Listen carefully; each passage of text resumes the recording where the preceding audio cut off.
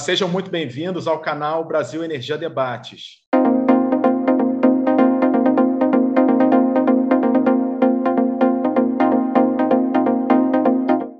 Aqui, a cada 15 dias, sempre às sextas-feiras às 11 horas, portanto, não esqueçam, levaremos a você um episódio com um tema relevante do mundo da energia.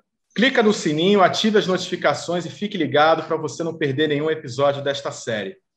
O meu nome é Felipe Salgado, eu sou editor do Petróleo Hoje e estou aqui para mediar um debate sobre os desafios futuros do pré-sal num cenário de pós-pandemia e intensificação do processo de transição energética. Para debater aqui conosco estão os professores Edmar Almeida, economista, pesquisador do Instituto de Energia da PUC-Rio, e Cleveland Jones, economista e físico, mestre e doutor em geologia. Sejam muito bem-vindos, muito obrigado por terem aceitado esse convite. Boa tarde, professor Edmar. Boa tarde, professor Cleveland. Boa tarde. Muito obrigado pelo convite. Boa tarde.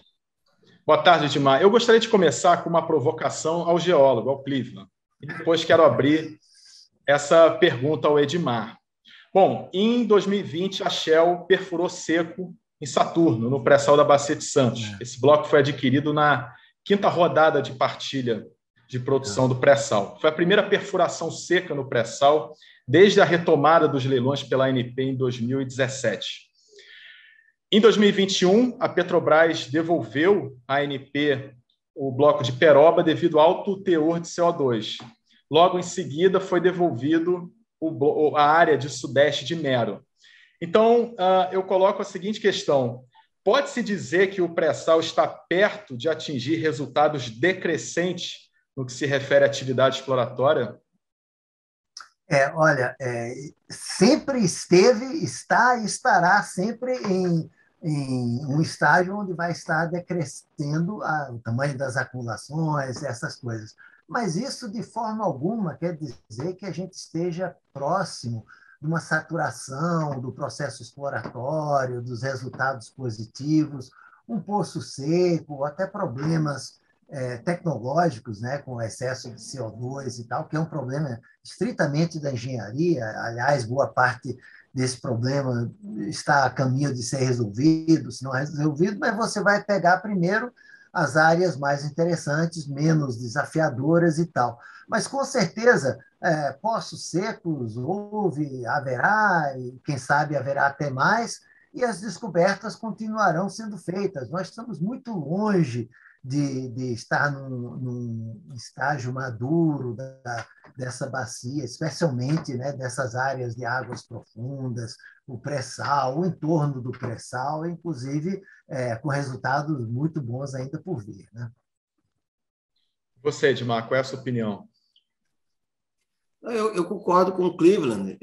Eu acho que é normal, né, você ter uma espécie de produtividade marginal decrescente da exploração, porque, claro, quando você começa a explorar uma área, né, você vai buscando as áreas com maior potencial, né, e o pré-sal, esse processo não começou ontem, tem mais de 20 anos, e tem exploração no pós-sal, mas também, especificamente, na área do pré-sal, né, os campos que acabaram sendo descobertos aí por volta de 2005, 2006, foram de rodadas no início da década de 2000, né?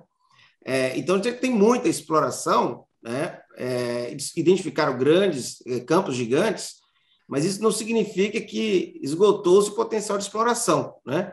Certamente, o que isso pode indicar é que vamos dizer assim, a taxa de produtividade da exploração pode ir decrescendo ao longo do tempo, e é importante reconhecer isso, inclusive para atrair investidores para áreas de maior risco, né? Porque eu acho que também no Brasil se passou a ideia de que qualquer lugar que você pudesse perfurar no polígono do pré-sal, por ele ser estratégico e potencialmente com grande produtividade, né, você encontraria grandes volumes de petróleo. Não é bem assim, é preciso fazer investimentos arriscados para encontrar reservatórios de grande produtividade, e para isso você precisa de um regime, vamos dizer, fiscal atrativo para a área, né? Exatamente, claro. Deixa eu só adicionar uma coisa. Olha, quando a gente fala de retorno decrescente, que é claro que isso, como o Edmar falou, ocorre, mas nós ainda estamos trabalhando no topo do que é uma acumulação world class, né? Que a gente está falando de bilhões de barris recuperáveis, né? Nessas áreas que a gente está desenvolvendo, não é só Búzios, né? Muitas outras. Então, a gente está muito longe ainda de chegar na situação onde vai se dizer agora só tem acumulações de 100 milhões de barris. Nada, a gente está ainda lá em cima, né? Agora, eu coloco uma questão. O regime de partilha continua sendo o grande nó górdio do pré-sal, né? Os últimos leilões parecem ter evidenciado um esgotamento desse modelo contratual. Vocês acham que persiste ainda aquela falsa percepção do risco zero, bilhete premiado, em que basta perfurar um poço no pré-sal para encontrar uma piscina de óleo, como o Edmar já, de certa forma, colocou? Edmar, fala aí. Eu tenho certeza que você vai dizer, mas vamos ver. Bom, olha, na minha opinião, a questão do pré-sal foi muito politizada no Brasil, né? Foi tratada com um viés político, o que, vamos dizer, é normal, né? O petróleo não é um ativo qualquer, né? Ele é estratégico, etc., né? Mas nesse processo de aprovação da partilha, para justificar justamente a mudança do regime fiscal, né? Do pré-sal, né?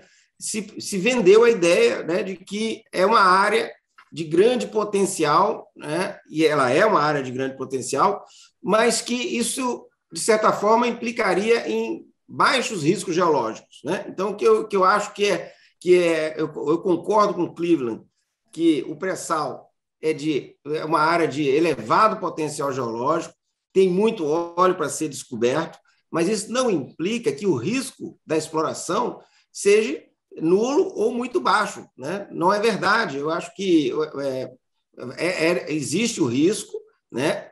E, vamos dizer assim, é importante que o regime fiscal reconheça isso, né? Quando você tem dificuldade para atrair investidores para uma área no pré-sal no Brasil, como aconteceu nos últimos leilões, né? Certamente não é culpa do potencial geológico da área. Se o governo colocou uma área no pré-sal para exploração e nenhuma empresa se interessou por ela, a geologia não tem culpa disso, porque efetivamente existe um grande potencial. O que a culpa está nos termos fiscais, é a atratividade econômica. Muitas vezes você carrega muita mão na taxação, né, e na exigência de bônus e, vamos dizer assim, desequilibra, né, a relação potencial geológico vis-à-vis o risco, né? Muitas vezes o risco fica muito alto em relação ao preço que se cobra para colocar aquela área, né, em leilão, e isso gera uma falta de atratividade, o que é uma pena, né? Porque, como o Cleveland colocou, nós estamos no começo vamos dizer, da exploração dessa área, da explotação dessa área, né? Tem muita coisa lá para ser descoberta, então é uma pena a gente perder tempo porque os termos fiscais ficam desequilibrados, né? Isso é atrasar a descoberta desse óleo e, eventualmente, a produção dele.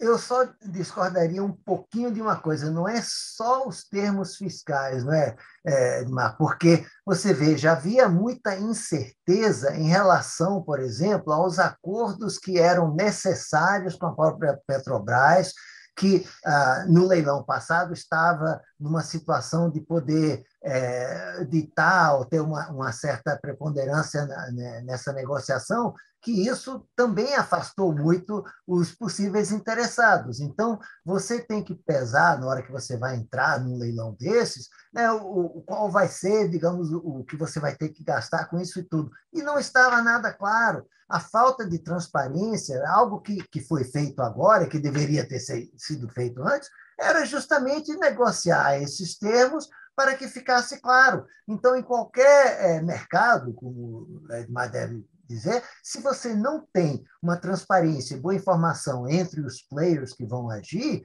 eles não podem chegar a um negócio justo, porque tem falta de informação. E isso foi uma coisa trágica, porque, como o Edmar falou, o ativo tem um atrativo geológico maravilhoso.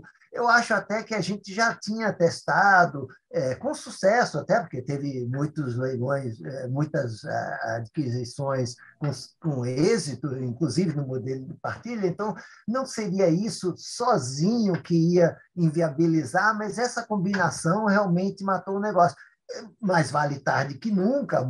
Eu acho que boa parte disso está mais ou menos resolvido, até a questão de trazer maior atratividade, reconhecendo, né, que a situação é um pouco diferente que antes, os bônus caíram muito, a participação e tal, mas também agora temos essa informação clara de como é que vai ser o negócio que tem que ser acertado com a parte da Petrobras que já está lá. Isso tira uma grande incógnita que estava prejudicando muito esses negócios. Agora, além disso tudo, há o polígono do pré-sal, né, Cleveland? Onde a geologia não respeita a delimitação geográfica, né? Como é que você vê essa questão do polígono legal do pré-sal? É algo válido ou que deveria, em sua avaliação, ser derrubado também? Olha, eu sou da ideia de que está feito, deixa e tal. Agora, é como você falou, a geologia não tem nada a ver com isso. E inclusive, eu acho que o Edmar também já tem falado sobre isso, é algo que no futuro a gente provavelmente estaria mais bem servido se o CNPE e tal decidisse caso a caso como é que deve ser o contrato de cada área que vai ser colocada e tal. E eu nem defendo que necessite ser de partilha. Obviamente, você pode rearrumar as coisas para surtir justamente o efeito que você quer em termos de retorno aqui na frente, retorno mais para adiante. Claro que os bônus bilionários atraem o governo, ajuda a cobrir déficit, essas coisas, mas você tem que equilibrar o presente com o fluxo de caixa no futuro. E se você carrega um, é claro que você vai ter que pagar o preço no outro. Então, a questão de ter ou não polígono, essa legislação, eu até deixaria isso de lado, mas é claro que a gente precisa de uma nova visão para poder tratar essas áreas, inclusive fora do polígono do pré-sal, inclusive outras que estão no polígono lá no norte, por exemplo, aquilo é do polígono do pré-sal, mas não tem as mesmas características do que o miolo do pré-sal. Então, não tem por que a gente jogar tudo no mesmo balaio, de jeito nenhum, claro. Edmar, eu lembro que quando o Jorge Camargo era presidente do IBP, numa apresentação, ainda, então, a Petrobras ela tinha aquela obrigatoriedade legal de participar nos consórcios do pré-sal com percentual mínimo de 30%, de que era muito melhor a Petrobras ter a opção do que a obrigação. Você é a favor, por exemplo, de uma flexibilização onde o governo possa leiloar áreas do pré-sal em partilha e outras em concessão? Nesse caso, é melhor o governo ter opção do que obrigação de colocar todas as áreas em partilha? Excelente pergunta. Veja, primeiro eu queria complementar o colocado pelo Cleveland, né, com relação ao risco, né? O problema de acertos com a Petrobras, né, foi um problema central no leilão da cessão onerosa, né? Que nós estávamos, que se tratava de um leilão para uma área já descoberta, né? Então, ali não tinha risco geológico muito baixo. Então, o risco ali era do contrato. O petróleo já estava lá, não havia muito pouco risco em relação ao petróleo, né? Eu estou muito mais preocupado com o petróleo não descoberto. Eu acho que o Brasil está focado no petróleo descoberto, com razão, porque tem muito petróleo descoberto para ser digerido, mas nós não estamos explorando como deveríamos para manter, né, a produção daqui a alguns anos. Então, eu estou muito preocupado com o petróleo não descoberto. A exploração no Brasil caiu muito, o investimento em exploração. E é importante chamar a atenção que as bacias Espírito Santo, Campos e Santos é onde concentra a exploração no Brasil. É aqui que, vamos dizer, nós temos maior conhecimento geológico. Estou falando do offshore, né? Nós temos maior conhecimento geológico. É aqui que as empresas têm tido mais facilidade para fazer o licenciamento ambiental, né? Então, quando a gente cria dificuldades para a exploração justamente na área onde nós temos onde a indústria tem vocação para explorar, você compromete o futuro da indústria. Porque nós estamos, por exemplo, no leilão na rodada 11, que foi lá na margem equatorial, né? Até hoje a coisa não andou. Então, tem outras áreas para exploração no Brasil? Tem, mas lá é mais difícil, o risco geológico é maior, as empresas conhecem menos, é difícil de licenciar. Então, quando a gente cria um problema adicional nas nossas principais bacias, nós estamos comprometendo o futuro da indústria. Eu tenho essa visão e eu acho que o polígono do pré-sal é um grande problema. Acho que não precisa necessariamente acabar com a partilha, mas a flexibilização, dando ao CNPE a oportunidade de decidir se determinada área pode ser por concessão, por partilha, poderia ser uma solução adequada, né? Já existe até um projeto de lei, né, no Congresso nesse sentido. Então, eu acho que é importante a gente destravar a exploração, né? Me dá muita pena a gente ver áreas que foram de elevado risco exploratório, que foram oferecidas nas rodadas anteriores e que não foram adquiridas, né? Então, assim, eu acho que esse deveria ser o foco da preocupação na discussão, no debate sobre o regime fiscal, né, a atração de investimentos na exploração no Brasil. A questão, justamente, Edmar, a questão é que se fala muito pontualmente de áreas de leilão e tal, mas nós precisamos uma política energética petrolífera mais abrangente, coerente, porque, como você falou, nós estamos correndo o risco de ficar nesse patamar de 3, vamos aumentar para 4,5 milhões de barris, uma coisa assim.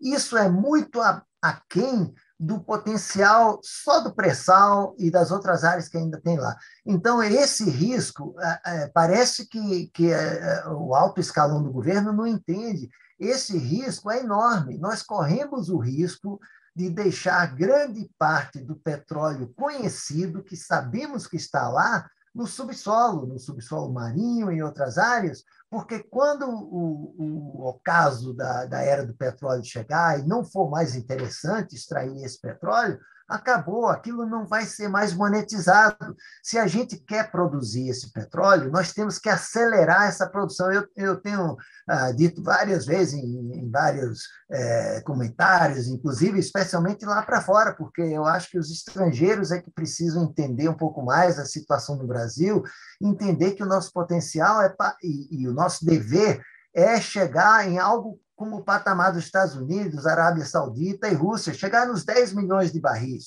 E se a gente não chegar nesses 10 milhões de barris logo e manter esse patamar durante décadas, nós não vamos conseguir extrair o P90 que a gente sabe que tem no pré-sal, que é 176 milhões de barris, algo assim que a gente calculou.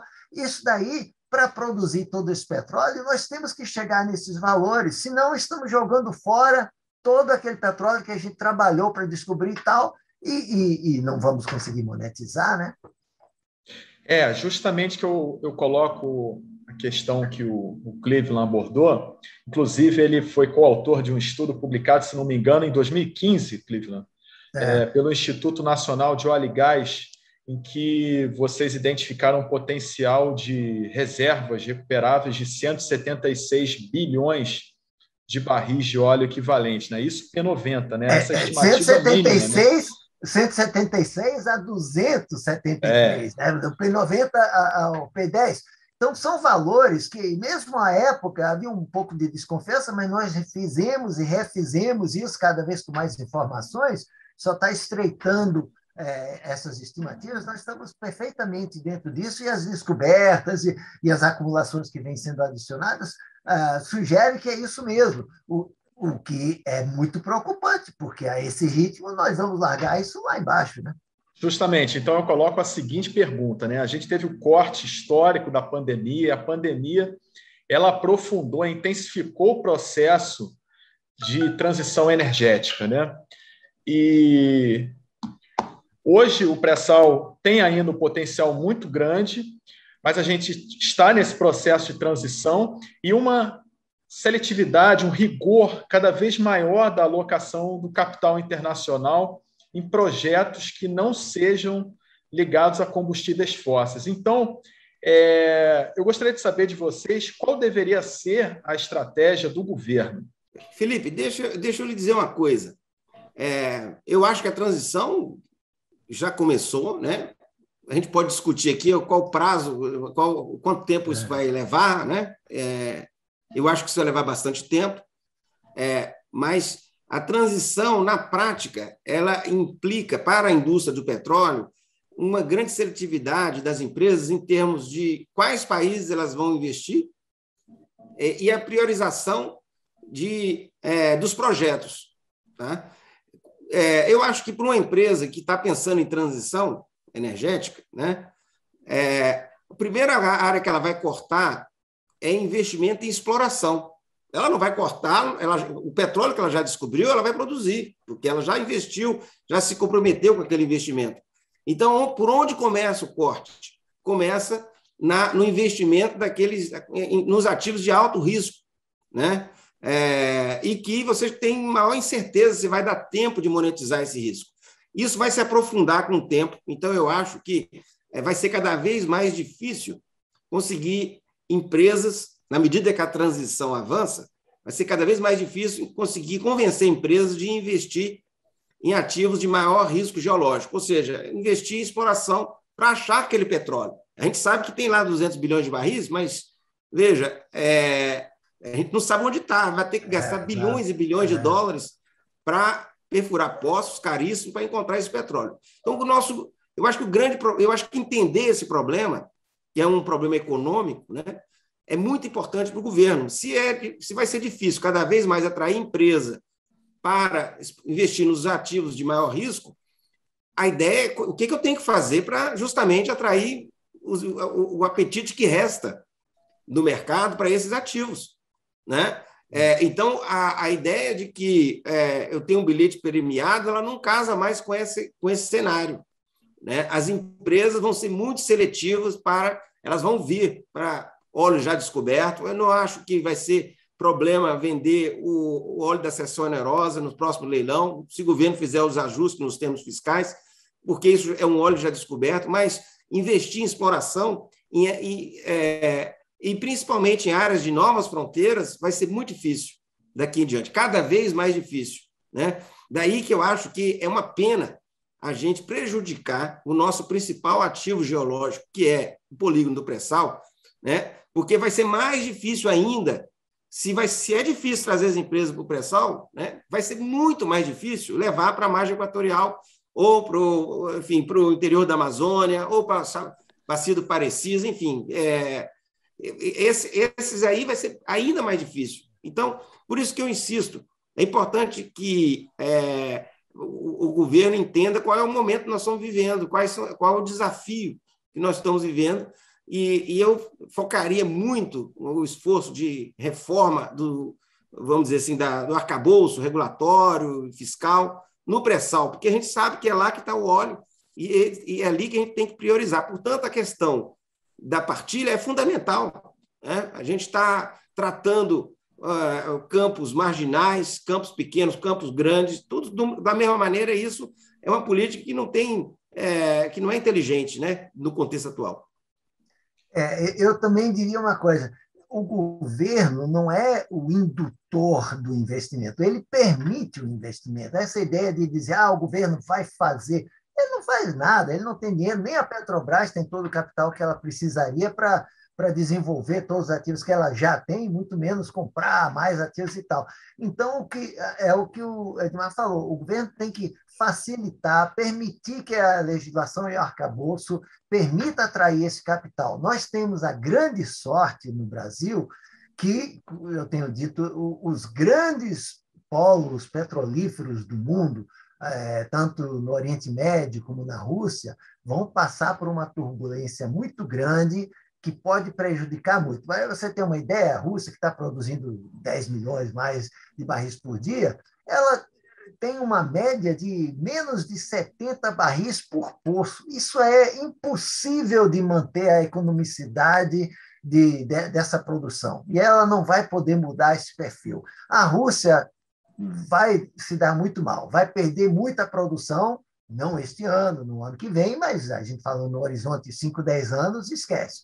O Oriente Médio tem vários problemas, não tem transparência, a gente não pode falar e assegurar, mas certamente já não estão sequer próximos dos lifting costs aí do pré-sal que a Petrobras publica todo trimestre, e é isso mesmo, é $3, um pouco mais com o custo das plataformas, é imensamente mais barato do que em qualquer parte do mundo, muito mais atrativo. Então, graças a Deus que essa condição deve permitir que, à medida que os plays mundiais ficam menos atrativos, vão ter que migrar para o Brasil. Eu tenho dito que é o Brasil e o Golfo do México, até pela questão proximidade dos Estados Unidos, essas coisas. Então, não vai haver muito mais onde jogar para esses grandes players da indústria. Eles vão ser quase obrigados. Isso é quase uma salvação, porque nós mesmos não estamos fazendo nem o planejamento de chegar e aumentar nossa produção, como seria condizente com nossas reservas.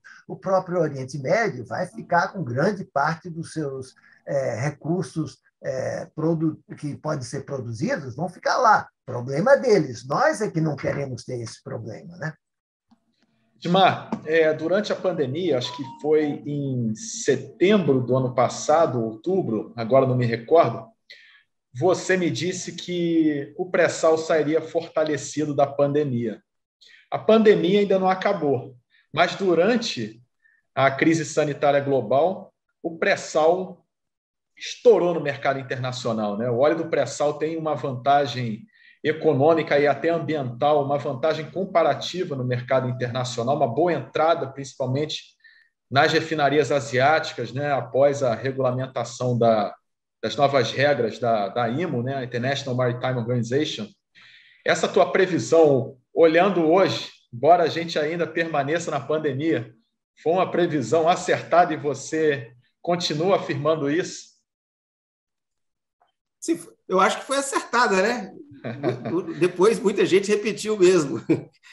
Mas veja, eu acredito sim que vai reforçar a resiliência do pré-sal, vai ficar cada vez mais clara, né?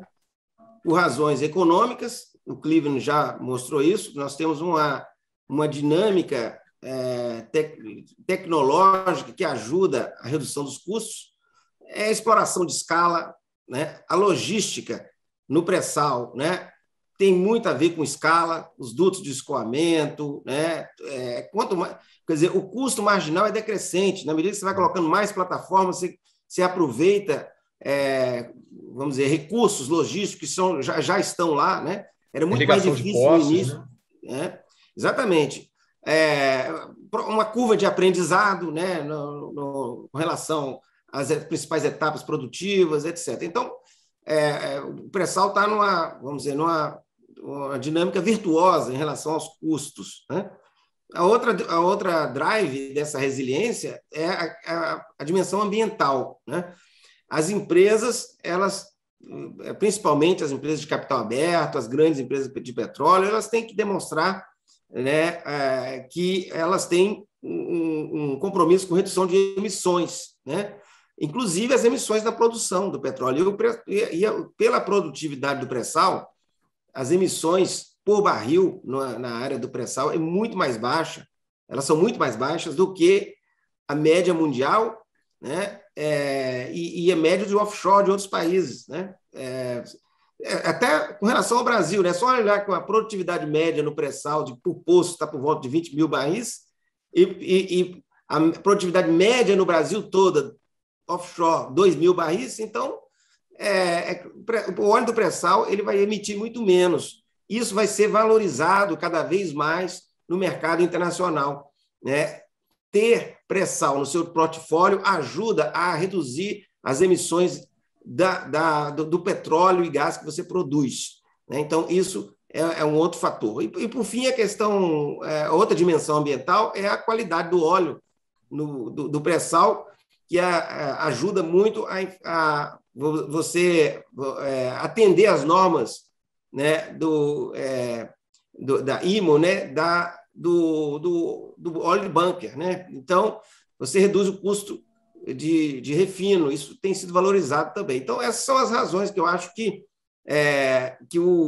o pré-sal saiu forte desse processo. Tanto é que a nossa produção caiu pouco, né? Tivemos algumas questões operacionais, a pandemia que afetou a produção, mas muito menos do que o que aconteceu nos Estados Unidos, ou o que aconteceu na Rússia, no Oriente Médio, né? Que tiveram, até por razões econômicas, Canadá, por exemplo, né? Teve que cortar bastante a produção no período de preços baixos, né? Essa questão que o Edmar falou o nosso petróleo tem todas essas vantagens, então, baixo enxofre, todas essas questões.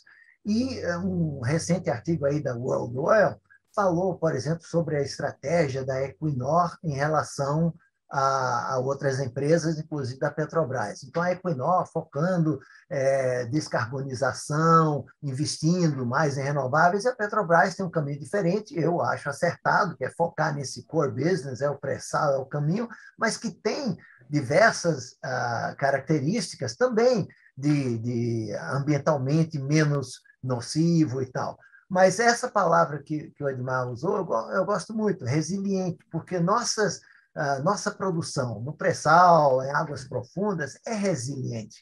É produção de longo prazo, porque são grandes acumulações, o platô vai demorar lá 10 anos, o que seja, longo prazo, é resiliente a preços, porque mesmo que, por acaso, o preço caia muito ainda, vai ser viável essa produção, nós temos um break-even baixíssimo, e isso você compara com o que seria a alternativa. Tudo bem, Guiana lá, dando os primeiros passos, se fala muito, mas a gente está falando de acumulações de 9, 10 bilhões de barris recuperáveis ao longo de 20, 25 anos, e aqui no pré-sal estamos falando de 10, 15, 20 vezes mais. Então, é outra escala. Mas a atratividade para as empresas, as majors, como o Edmar falou, nos coloca numa boa situação. Agora, tem a outra questão, que é um pouco da geopolítica, eu sempre volto a essa questão, porque as empresas vão ter que decidir. Uma empresa vai procurar um ativo interessante em Angola, em Tanzânia, esses países, olha, tem muitos problemas, e não dá para desprezar. Problemas sociais, de corrupção, ambientais, tudo isso pode prejudicar muito a imagem da empresa. Então, ela, na hora que for pesar essas questões, pode dizer, olha, realmente é interessante a atratividade geológica lá e tal, mas no pré-sal nós temos uma facilidade de licenciamento ambiental, porque são áreas offshore já conhecidas, muitos levantamentos feitos, produtividade é bem conhecida, dificuldades tecnológicas praticamente resolvidas, até essa questão do excesso de CO2, olhando aqui para frente, a Equinor e as outras já estão dizendo, vão produzir gás natural, inclusive de campos com problemas de CO2, porque isso é um problema tecnológico que vai ser resolvido dentro dos valores do gás natural que pode ser comercializado. Então, isso está indo numa direção que nos favorece. Deus é brasileiro, parece, né? Edmar, você falou que as operadoras, nesse novo contexto global de transição energética, vão cortar cada vez mais os investimentos exploratórios, né, em exploração. Eu te pergunto, como você vê a retomada dos leilões do pré-sal num cenário, vamos colocar aqui, pós-pandemia, tá? Sob essas regras, porque, no meu entender, parece que você está um pouco pessimista, né? Porque se vai ter cortes em exploração e você tem um regime fiscal, né, dentro do regime de partilha que não é muito favorável ao potencial geológico do pré-sal, fica a impressão de que você está um pouco receoso de como serão esses leilões quando houver a retomada das rodadas de partilha de produção, né? Você acha que até lá o governo vai ter que mexer em alguma coisa, né? Mas eu só queria lembrar que 2022 é ano eleitoral, está um tumulto político danado e eu não acredito que essa questão vai ser resolvida assim de uma hora para outra. Então, gostaria de saber a tua opinião. Felipe, eu não é olhando para frente que eu estou fazendo esse comentário, é olhando para trás, né? a gente olhar os últimos leilões, os dados já são incontestáveis, de que caiu a atratividade, né, dos leilões brasileiros, né? Nos primeiros leilões, as empresas vieram muito ávidas. As principais empresas que estão aqui no Brasil, se você pegar as 10 maiores que estão posicionadas no pré-sal, né, elas têm lá os seus ativos, estão fazendo seus investimentos, né, e vamos dizer assim, e o apetite dessas empresas para campos de maior risco geológico diminuiu. É só você olhar os bids, né? Olhar o quanto que se fazia antes, o apetite anterior e o que aconteceu nos últimos 2 lances. Não foi nem por isso, até por isso, né? O Décio, na época ele era presidente Décio Odoni, da ANP, ele falou, olha, a grande onda, né, de investimentos já passou, agora vai ser menor mesmo, etc, etc. Tá? Eu não estou discordando com ele, não. Eu só acho uma pena a gente se conformar com o ciclo que tivemos até agora. Tá certo? Eu concordo com o Cleveland, que tem muito óleo para ser descoberto e a gente tem que virar esse jogo, né? Trazer mais investidores, inclusive outros investidores, né? Eu acho que vamos dizer assim, a geografia econômica do setor de petróleo vai mudar um pouco, né? Você vai ter novas empresas entrando, empresas brasileiras que estão chegando aí, estão se reforçando, que vão poder participar, outras empresas estrangeiras independentes, até porque o apetite vai ser diferente dependendo da empresa. Você pega as empresas de capital aberto, elas têm uma agenda de transição mais acelerada, né? Porque elas têm os stakeholders dessas empresas pressionam nessa direção. Então, naturalmente, para fazer uma transição mais acelerada, né, você vai ter que diminuir o seu apetite na exploração de petróleo, porque o recurso não é infinito. Então, eu acho que é importante a gente atentar para o fato de que é necessário você atrair mais investidores para a exploração no Brasil, mais e novos, né? Criar condições para os que já estão aqui continuem investindo no ritmo que eles conseguem, né? Mas também atrair novos investidores para o Brasil, para a gente não deixar um grande volume de petróleo, grande riqueza, né, para o país, do país não monetizada, né? Eu acho que não tem necessidade disso. O Brasil tem todas as condições, as credenciais, como o Cleveland colocou, para se tornar um grande país petroleiro, exportador de petróleo. A gente é uma democracia que tem seus problemas, mas muito mais consolidada do que o que acontece na África. O risco político aqui é bem menor do que acontece em vários países do Oriente Médio. Não tem conflito social grave. Nós não temos... um país com a economia estabilizada, uma economia aberta. Então, nós temos todas as condições, né, de nos tornarmos um grande player, está entre os top 5, top 3 grandes produtores mundiais de petróleo, em função da riqueza que a gente tem. Então, não enxergar isso, eu acho que é uma miopia política, né? Dos stakeholders em geral, aí não estou falando só do governo. Eu acho que todos deveriam estar chamando atenção para isso, né? Que mesmo com a transição energética, existe um potencial, uma grande riqueza nacional que pode ser produzida sem comprometer, vamos dizer, a questão ambiental, porque nós podemos exportar esse petróleo, e exportar petróleo brasileiro é bem melhor do que o mundo consumir petróleo das areias bituminosas, porque se consumir aquele petróleo lá, vai emitir muito mais, se consumir carvão, muito mais ainda. Então, o petróleo brasileiro tem tudo para ter uma longa vida e, vamos dizer assim, alinhado com as metas de transição energética do mundo, né? Nem por isso o Brasil precisa ser um vilão, né? Basta a gente colocar as opções que estarão aí, né? Eu sou um entusiasta da transição energética, mas eu acredito também que isso não deve relaxar a nossa atenção com relação ao potencial do petróleo no Brasil. Eu só diria, Felipe, que essa... É claro que a capacidade de investir é limitada, o dinheiro disponível no mundo é limitado, mas eu acho que nós não temos ainda uma boa noção de quanto está realmente disponível. E eu diria que é muito mais do que a gente imagina. Só que esse capital está sujeito às regras de atratividade que Edmar falou. Então, nós teríamos que ajustar um pouco esses leilões para atrair esse capital. E ajustar não quer dizer afrouxar. Às vezes é uma questão de equilibrar a exigência de um bônus com a exigência de oil share. No passado, era muito fácil pedir 5, 10 bilhões e o pessoal dava de dólares de bônus, é uma coisa estúpida.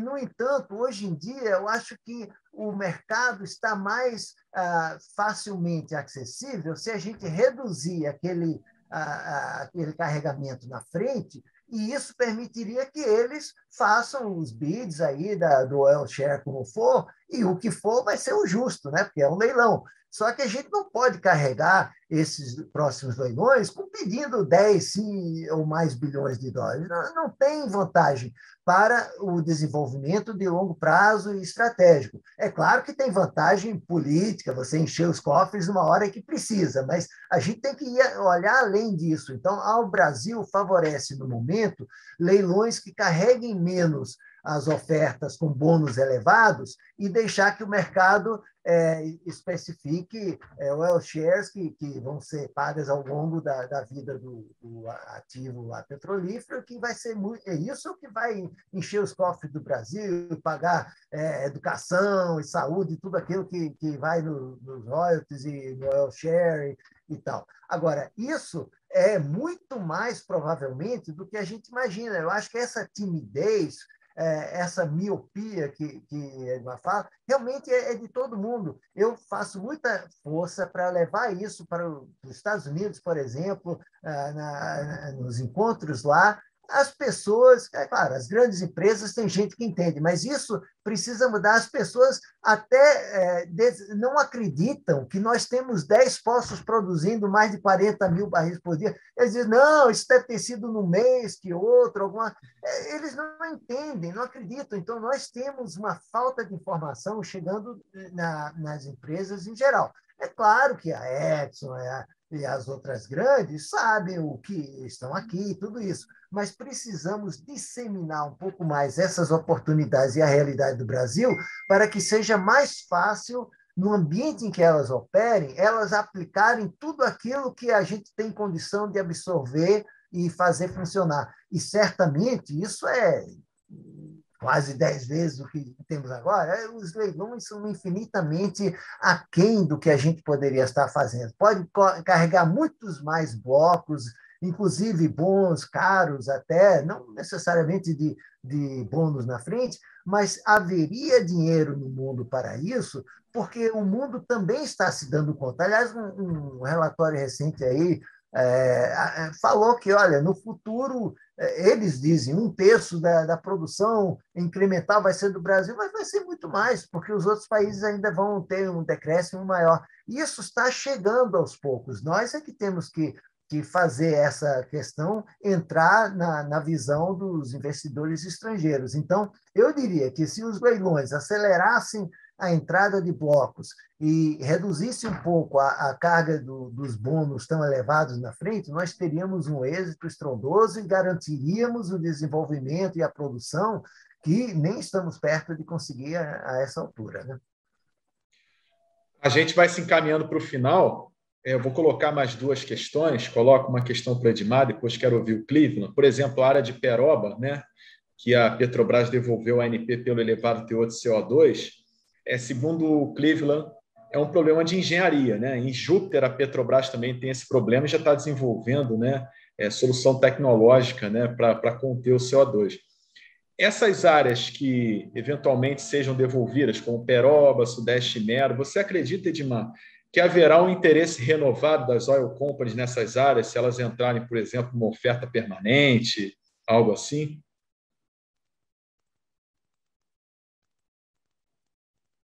Está mudo, Edmar. Olha, isso já aconteceu inúmeras vezes, né? Áreas devolvidas voltaram a ter interesse das empresas, né? Mas isso acontece com o avanço do esforço geológico. O que vai fazer essas empresas se interessarem eventualmente nessas áreas é explorando mais perto dessas áreas, o que vai fazer com que elas desenvolvam novos modelos geológicos, né? Novas teses sobre a geologia daquela área e aí chegue a novas conclusões, né? Então, assim, eu acredito que a Petrobras não rasga dinheiro, se ela devolveu aqui nesse momento, ela não viu potencial, né? Mas isso é muito dinâmico, mas com o esforço geológico. Por isso que é importante continuar explorando, né? Se nós pararmos a exploração agora, por exemplo, não vai voltar, ninguém vai se interessar por isso, porque eu confio muito na interpretação da Petrobras, uma empresa que conhece como ninguém essa área. Se ela falou que nesse momento não é produtivo, é porque realmente, com o conhecimento atual, não é, mas esse conhecimento é dinâmico. Ok. Mas, Felipe, peraí, tem razão, Edmar, só que aí sim que se aplica aquela questão da limitação de capital disponível para fazer tudo aquilo. Então, na hora que você vai fazer essa alocação, você diz, Peroba não é a minha prioridade de aplicar dinheiro para desenvolver. Eu até poderia fazer isso, eu sei que daqui a 5 anos a gente vai ter a solução, mas isso não sendo prioridade, larga e foca o investimento em outras áreas. Se a gente conseguisse trazer mais players, eu acho que até essas mesmas áreas voltariam a ter um pouco mais de interesse, mesmo aquelas que se dizem duvidosas ou que não tinha bastante informação disponível ou tem problemas de CO2, porque hoje em dia isso, eu mesmo estou trabalhando com o pessoal da professor Paulo Almeida e outros, que a gente está vendo, existem soluções muito interessantes para esse problema, e soluções que podem ser aplicadas como uma solução da engenharia. Só que se você tem outras áreas que não têm esse problema, para que você vai mexer nisso? Então, é uma questão, aí sim, de prioridade e limitação de capital para fazer tudo no mesmo momento, né? Agora eu vou colocar uma questão da futurologia, embora aqui ninguém seja pitonisa, não tenha bola de cristal, né? Ninguém sabe o que vai acontecer no Brasil. Ninguém sabe o que vai acontecer hoje, mais tarde, na live do presidente, né? A gente consegue prever as próximas semanas. Mas a gente já tem um cenário eleitoral, ainda é muito cedo, ainda nem começou de fato, né? Pela legislação do TSE, a corrida eleitoral, mas a gente já tem um cenário desenhado de uma polarização política, e como o Edmar colocou, o pré-sal desde sempre foi muito politizado. Não só o pré-sal, mas o petróleo no Brasil, né? A sua história não nega, sempre foi objeto de disputa política, né?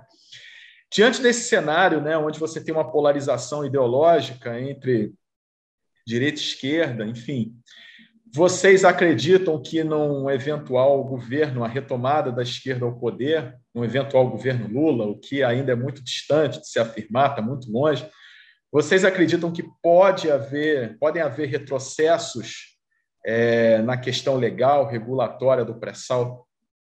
Felipe, eu acho que retrocessos podem acontecer a qualquer momento, independente da orientação ideológica do governo, né? As empresas, os stakeholders, quem trabalha no setor tem que sempre estar vigilante e debater com fatos, informações, né? com dados, né? Porque, vamos dizer, o debate político e a politização dos temas de energia faz parte da vida. Isso sempre foi assim, né? Mas isso tudo é muito dinâmico, né? Por exemplo, quando nós criamos a lei da partilha no Brasil, o grande, vamos dizer, o debate era em torno do que fazer com o dinheiro, né? E com o fundo social. Foi criado o fundo social, né? Você sabe quanto dinheiro tem no Fundo Social? Não. Eu sei que o Fundo Soberano, que na época, se não me engano, tinha 2 bilhões de reais, o governo Temer usou para cobrir rombo fiscal, né? Então, veja, aquilo tudo foi quase um instrumento para disputa política, e que depois sumiu dentro do Estado brasileiro. Ninguém sabe quanto dinheiro tem no Fundo Social, se tem, onde está gastando. Né? Então, a gente não pode, vamos dizer assim, se perder nesse debate eleitoral, etc. A indústria ela tem o seu caminho, né? O seu potencial, e cabe a nós que trabalhamos na indústria, que estudamos a indústria, né? Os agentes envolvidos, tentar trazer luz a esse debate, né? E orientar esse debate. Mas eu acho que o risco político sempre existe, porque é um tema de muita sensibilidade política.